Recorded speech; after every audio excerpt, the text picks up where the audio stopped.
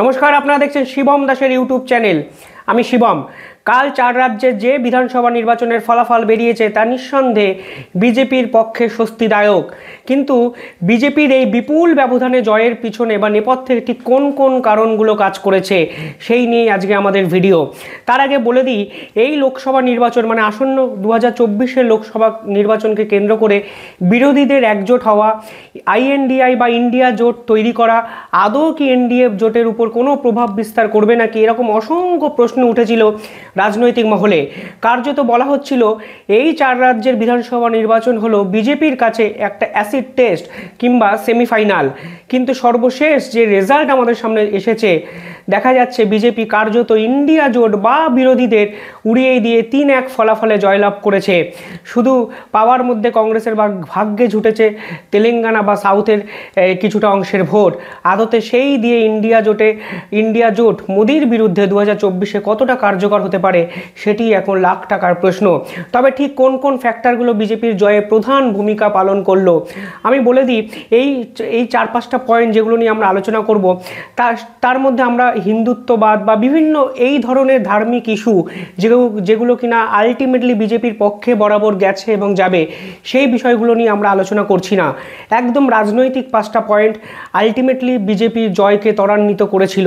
তবে তার আগে যারা এই ইন্টারভিউ বা এই ভিডিও শুনছেন তারা একটু চ্যানেলটিকে সাবস্ক্রাইব করে দেবেন এবং বেল আইকনটি ক্লিক করবেন। আসুন শুনে নিই 5টা পয়েন্ট। প্রথম পয়েন্ট, নিঃসন্দেহে নরেন্দ্র মোদী ফ্যাক্টর। বিজেপির জয়লাভে নরেন্দ্র মোদী ফ্যাক্টর কাজ করবে না তা কার্যত এই বাংলায়, এই ভারতে, অন্তত এই দেশে বর্তমানে সম্ভবই নয়। প্রথম কথা হলো, বিজেপি নরেন্দ্র মোদীকে যেভাবে ভারতের সামনে প্রেজেন্ট করেছেন সেখানেই অন্য বিরোধী মুখের থেকে নরেন্দ্র মোদী 1-2 কদম এগিয়ে গেছে। কেন বললাম এই কথা? আপনি যদি দেখেন, নরেন্দ্র মোদী সাংবাদিক সম্মেলন করেন না, নরেন্দ্র মোদী সাংবাদিকের প্রশ্নের উত্তর দেয় না, এ ধরনের একাধিক ইস্যু বিরোধীরা তুলেছে। পাল্টা এই নরেন্দ্র মোদীকে গ্লোবাল লিডার হিসাবে এস্টাবলিশ করার প্রচেষ্টা করেছে বিজেপি, যা দিনের শেষে 100% সফল। কোথাও গিয়ে নরেন্দ্র মোদী আলটিমেটলি বিরোধীর পক্ষে প্রচারে বারংবার এস্টাবলিশ করা, প্রতিষ্ঠিত করার চেষ্টা করা হয়েছে আন্তর্জাতিক মানের একজন নেতা, এবং বিভিন্ন দেশ নরেন্দ্র মোদীকে একই সঙ্গে সম্ভ্রম এবং সম্মান করে। এই রেজাল্ট নিঃসন্দেহে মানুষের মনেও একটা ব্যাপ্তি ঘটিয়েছে এবং ভোট বাক্সে এসে রিফ্লেক্ট হয় প্রতিবার।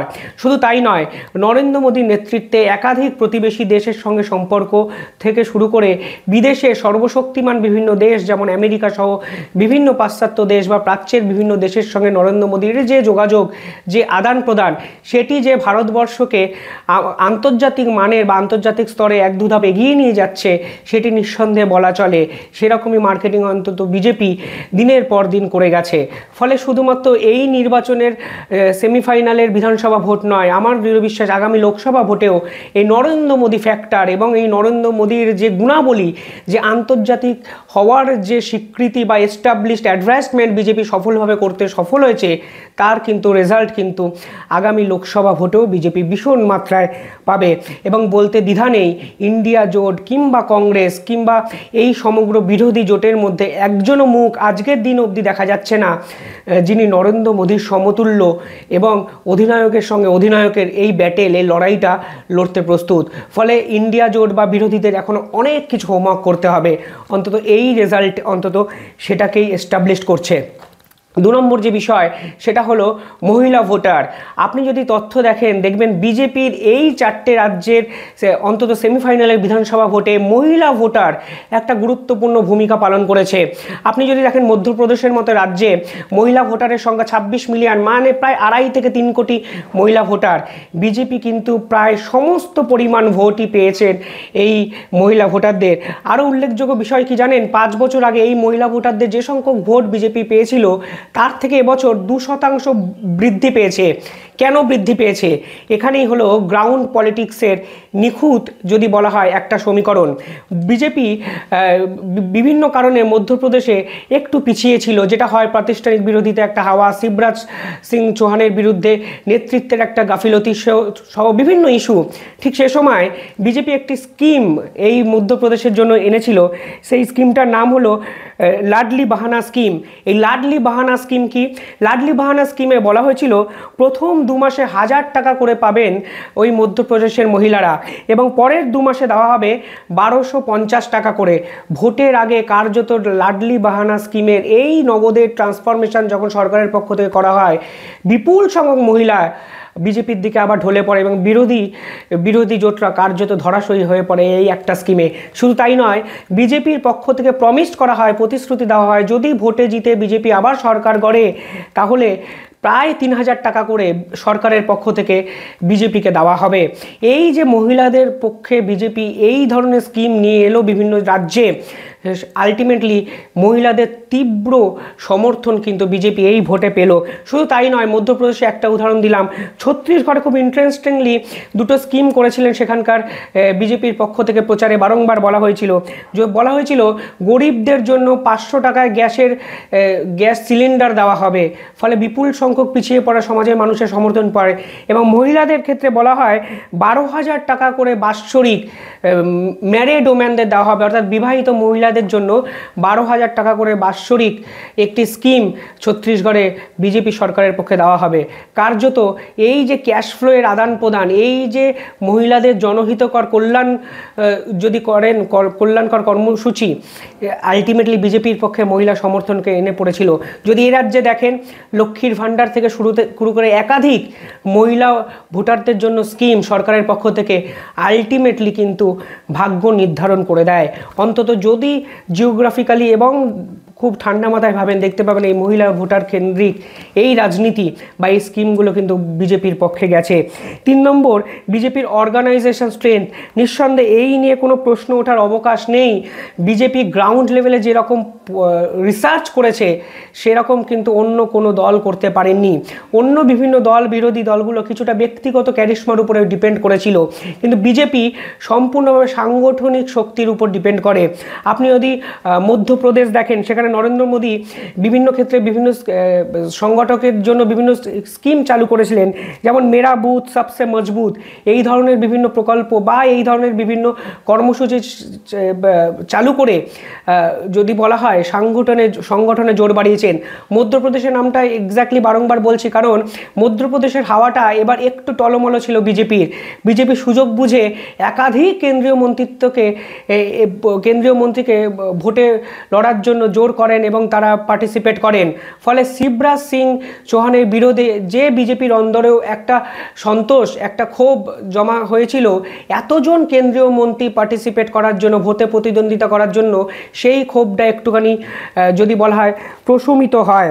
শুধু তাই নয়, সংগঠনে যখন বিজেপি গ্রাউন্ড রিসার্চে দেখা যায় সাংগঠনিক শক্তির পাশাপাশি সংঘ পরিবার ঢেলে সাপোর্ট করেছে এক্সিট পোলের আগে বা পরের এই সময়টুকু।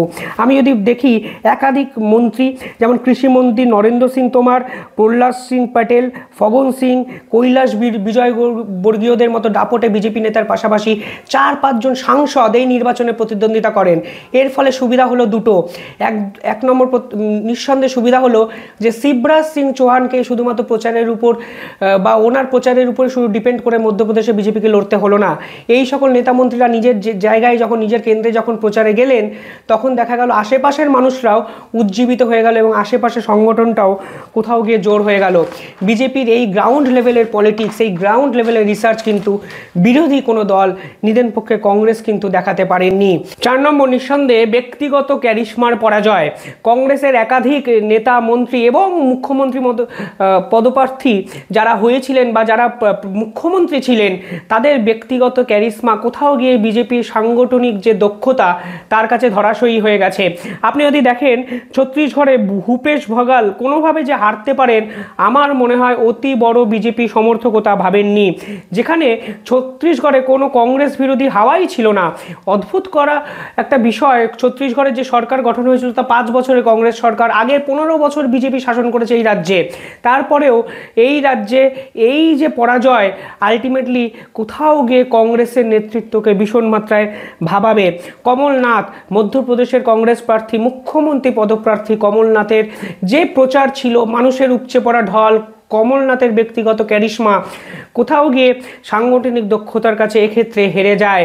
শুধু তাই নয়, বিজেপি পাল্টা হিসাবে রাজ্যের শুধু নয় দেশের একাধিক কেন্দ্রীয় মন্ত্রিত্ব সাংসদকে ভোটে প্রার্থী করেছিলেন।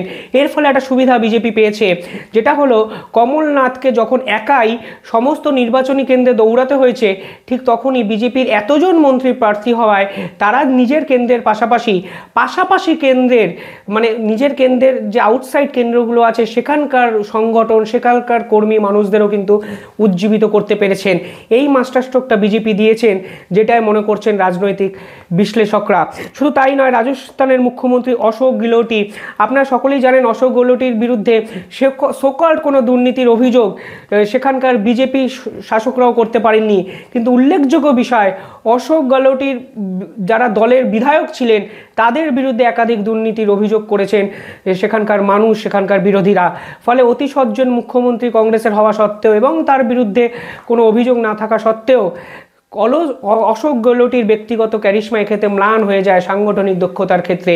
ফলে আরও একটা জিনিস, এই যদি আপনারা দেখেন, এই ভোট শিখিয়ে গেল যে ব্যক্তিগত ক্যারিশমার জোর কখনোই সংগঠনের দক্ষতার থেকে বেশি হতে পারে না। আমার মনে হয় রাজ্য বিজেপিও এই পয়েন্টটা দেখে অন্তত এই রাজ্যে কিছু না কিছু শিখবে এবং ইমপ্লিমেন্ট করবে।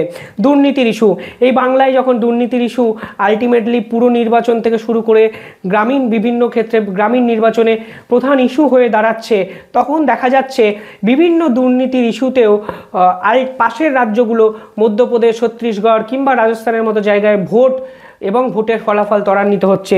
কেন বলছি? রাজস্থানে 25 জন মন্ত্রীর মধ্যে এই বছর ভোটে 9 জন মন্ত্রী হেরে গেছে। একাধিক দুর্নীতির অভিযোগ ছিল, বিভিন্ন প্রশ্নপত্র লিক, পেপার লিক। একসময় তো ওখানকার মুখ্যমন্ত্রীকে ওরা ভালো বলছিলেন, কিন্তু মুখ্যমন্ত্রীর সহযোগে বিধায়কদের বিরুদ্ধে স্লোগান উঠছিল। ফলে এই দুর্নীতি ইস্যু একটা রাজস্থানে ফ্যাক্টর হয়ে উঠেছিল। ছত্তিশগড়ে সেক্ষেত্রে কোনো কংগ্রেস বিরোধী আন্দোলন ছিল না বিজেপির, কিন্তু মহাদেব অ্যাপ দুর্নীতি যখন এলো তখন বিজেপি একটু পায়ের তলায় মাটি খুঁজে পেল।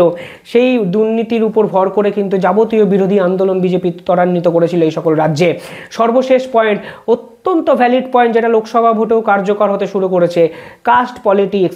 তফসিলি মানুষদের ভোট কোথায় যাবে, সমাজের পিছিয়ে পড়া এই শ্রেণীর মানুষদের ভোট কোথায় যাবে, এই নির্বাচন দেখিয়ে দিল 2014 সাল থেকে যারা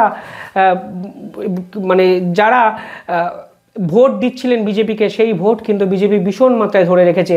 অর্থাৎ তফসিলি ভোট ব্যাংক কংগ্রেস থেকে বিজেপিতে ফিরে এসেছে। যদি আপনারা দেখেন ছত্তিশগড়ে 29টি তফসিলি জাতির আসন সংরক্ষণ ছিল, যেখানে বিজেপি এবছর জিতেছে 17টা এবং কংগ্রেস জিতেছে মাত্র 10টি আসন। মাত্র বলছি কারণ 5 বছর আগে ছত্তিশগড়ে এই তফসিলি আসন সংরক্ষিত জায়গাগুলোতে কংগ্রেস জিতেছিল প্রায় 25টি আসন। অর্থাৎ 27টার মধ্যে 29টার মধ্যে 25টি আসন জিতেছে কংগ্রেস, যেখানে তারা এবছর পেয়েছে 10টি আসন। যদি আপনারা রাজস্থান দেখেন তাহলে দেখতে পাবেন 25টি আসনের মধ্যে বিজেপি জিতেছে 16টি, যেখানে কংগ্রেস জিতেছিল 12টি আসন 5 বছর আগে। ফলে এই আসনটা এবছর সেখানে 12টির বদলে 8 থেকে 9টি আসন জিতেছে কংগ্রেস এবং বিরোধী দলগুলো। ফলে কাস্ট অন্তর যে পলিটিক্স বিজেপি বিভিন্ন ক্ষেত্রে জোরদারভাবে বিভিন্ন সময় করেছে, দেখা যাচ্ছে যে ভোট বিজেপির থেকে বেরিয়ে গেছিল, অন্তত এই সকল রাজ্যের যে নিরীক্ষণ দেখেন তাহলে দেখা যাবে সেই কাস্ট পলিটিক্সের উপর ভিত্তি করে এই সকল অঞ্চলের কেন্দ্রগুলো মানুষগুলো কিন্তু বিজেপিতে ভোট দিতে শুরু করেছেন। এই ছিল 5 থেকে 6টি কারণ বিজেপির, যদি বলা হয় ল্যান্ডস্লাইড ভিক্টরির জন্য আলটিমেটলি 2024-এর যে লোকসভা নির্বাচন আসছে, এই কারণগুলো কিন্তু ভীষণ মাত্রায় থেকে যাবে বলে আমার মনে হয়। দেশের বিভিন্ন প্রান্তে বিভিন্ন জায়গা, বড় বিধানসভা অঞ্চল, বাংলা, উত্তরপ্রদেশের মতো রাজ্য আছে, এখানে কাস্ট পলিটিক্স সহ লক্ষ্মীর ভাণ্ডার থেকে শুরু করে একাধিক নারী সুরক্ষা স্কিম থেকে শুরু করে ব্যক্তিগত কারিশমা, এই পয়েন্টগুলো জোরদার হবে। সঙ্গে সঙ্গে মোদির বিরোধী মুখ সত্যি কি রাহুল গান্ধী হয়ে উঠতে পড়েছেন, এই প্রশ্ন কিন্তু এই বিধানসভা নির্বাচনের পরে থেকেই গেল। আপনারা কমেন্টে জানাবেন আপনারা কি ভাবছেন।